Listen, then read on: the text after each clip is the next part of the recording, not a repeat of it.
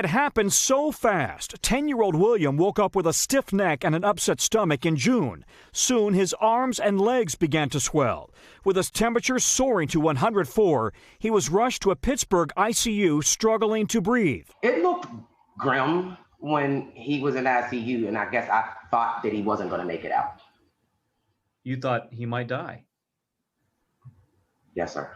William was diagnosed with MIS-C, multisystem inflammatory syndrome.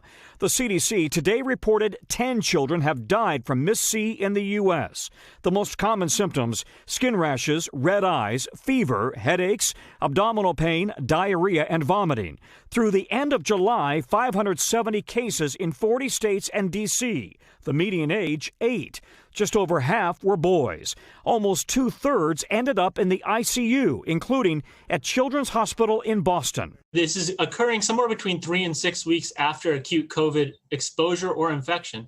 In some cases, children don't even know they had COVID and had no acute symptoms. Nearly 3/4 of the patients are either Latino or African American. I was worried that I might pass. 8-year-old Jordan Hutchins spent a month in a New York ICU undergoing heart surgery. They have to put him on a ventilator because it's not getting better. I just couldn't comprehend that. The CDC reports obesity can be a common underlying condition. Very close call. I can't thank the doctors that helped me enough. Pediatricians say get to an ER or call 911 if a child has severe diarrhea, trouble breathing, seems lethargic or confused. It could be a warning sign of MIS-C. Hey, NBC News fans, thanks for checking out our YouTube channel. Subscribe by clicking on that button down here, and click on any of the videos over here to watch the latest interviews, show highlights, and digital exclusives. Thanks for watching.